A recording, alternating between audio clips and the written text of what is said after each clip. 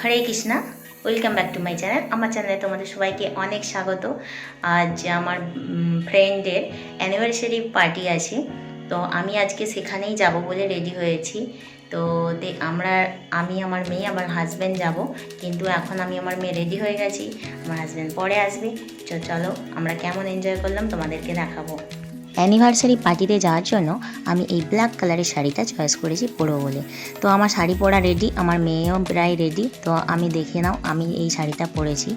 তো আমার মেয়ে আর আমি দুজনেই প্রায় রেডি। আমি ব্ল্যাক কালারের একটা শাড়ি পরেছি, আমার ব্ল্যাক কালার খুবই ফেভারিট কালার। তো বাইরে বেরিয়ে দেখলাম ভীষণ ঠান্ডা, সেই জন্য আমরা সোয়েটার টোয়েটার এঁটে, যেহেতু বাইকে যাব খুবই ঠান্ডা, এমনি অলরেডি আমার গলা ধরে বসে আছি। তো আমরা বাইক এসে গেছে আমাদের, তো বাইকে করে আমরা ওখানে যাওয়ার পরে আমার বান্ধবীকে করে দিয়েছিলাম একটু রেডি। এই হচ্ছে লজ্জাবতী বউ, নতুন কনে আজকের, আর এরই এঙ্গেজমেন্ট দেখে নিলে। আর এই যে দেখছো মহারানী, ইনি হচ্ছে মুখ লুকোচ্ছে। আর বাচ্চাগুলোর তো কথাই হবে না, কারণ ওরা বেলুন ফলানোর থেকে বেশি ফাটাচ্ছে আর নষ্ট করছে। এসব দেখে আমি করে খেয়ে নিলাম একটু চা। এরপরে চলো দেখে নিই আমরা কেমন অ্যানিভার্সারিটা করলাম, কেক টেক কাটিং করলাম। চলো।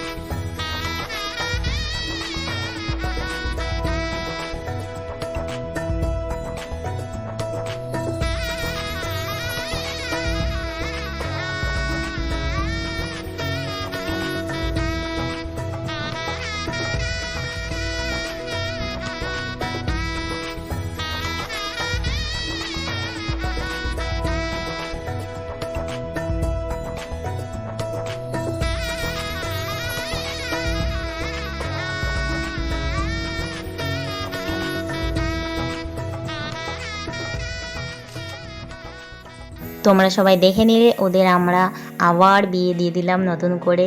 এটা ওদের 7th ইয়ার অ্যানিভার্সারি। তো ওদের বিবাহবার্ষিকীর অনেক শুভকামনা করি। আর ভালো থাকুক ওরা দুজনে একে অপরের সাথে, এইভাবেই এগিয়ে যাক।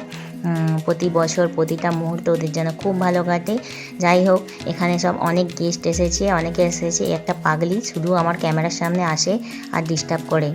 বাকি সমস্ত যারা গেস্ট এসেছে ওকে সবাই ভালোবেসে গিফট দিচ্ছে। তো আমার মেয়েও একটু দিল। আর বাকি এখানে যে দেখছো মহিলা মিটিং চলছে, এখানে কিচেনে আমরা একটু হাঙ্গামা করছিলাম, কারণ ওখানে আমরা তৈরি করছিলাম ভেজ পকোড়া। এর সাথে সাথে আমাদের প্রচুরই এনজয় করছিলাম আমরা, তোমরা দেখতেই পাচ্ছ সবাই কত আনন্দ করছি। আর আমাকে এই যে একজন ভিডিও ক্যামেরায় নিচ্ছে, আমি একটু পোজ দিয়ে দিলাম আর মজা করে। তো সবাই মিলে এতটা হইহুল্লোড় করেছি, ভাবতেই পারিনি ওখানে গিয়ে আমাদের এতটা আনন্দ হবে। ওটা আমার বান্ধবী, নিউ ফ্রেন্ড। আগে ওর সাথে আমার এই কিছুদিনেরই রিলেশান, কিন্তু আমরা অনেকটাই আপন হয়ে গেছি আর অনেকটাই সামনাসামনি ক্লোজ হয়ে গেছি খুব তাড়াতাড়ির মধ্যে। যাই হোক, আমাদের দেখে নাও কীরকম পকোড়া ভাজা চলছে। আর এই যে ম্যাডাম আমাদের, পকোড়া তো মানে ভাজা চলার আগেই মানে আমাদের উড়ে যাচ্ছে ভাজতে না ভাজতেই, কারণ অনেকটাই মাখানো হয়েছিল। আর এখানে যে দুধ হচ্ছে দেখছো কড়াতে, এতে আমি কফি বানাবো, সেই জন্য দুধটা একটু ভালো করে গরম করে ফুটিয়ে নিচ্ছি। আর এখানে আমরা খাওয়া দাওয়া করছিলাম। বাকি যারা গেস্ট এসেছিল তাদের রাতের ডিনারের ব্যবস্থা ছিল, তো ডিনারের ব্যবস্থার জন্য সব বসে পড়েছে আমাদের দালানে খাওয়া দাওয়া করতে। তো এখানে পরিবেশন শুরু হয়ে গেছে আর আমরা ওদিকে খাচ্ছিলাম পকোড়া। শুধু পকোড়াই তো খাচ্ছিলাম না, পকোড়ার সাথে সাথে আমাদের গল্প আড্ডা জমে উঠেছিল, পুরো জমজমাট একটা পরিবেশ। আবার অনেকটা রাত হয়ে গেছে, আমরা এবার বসে পড়েছি খেতে, দেখতেই পাচ্ছ। আর আমরা খুব হাসাহাসিও করছিলাম খেতে বসে। যেহেতু আমি ননভেজ খাবো না, সেই জন্য আমার জন্য এক্সট্রা করে পনির হয়েছিল। এই দেখো থালাতে, পুরো থালা সমেত নিয়েই আমি বসে পড়েছিলাম। খাওয়া দাওয়া প্রায় চলছে, খুব মজা করেই খাওয়া দাওয়া হলো। আর এরপরে আমরা যে মহিলারা সবাই ছিলাম পকোড়া টিমে, তো এরা অপোজিটে বসেছিল, ওদের একটু ভিডিও করেছি, ওরা জানে না। তো আমরা খুবই এনজয় করলাম আজকে ওই দিনটা। আর এনজয় করার পর এবার বাড়ি আসার পালা।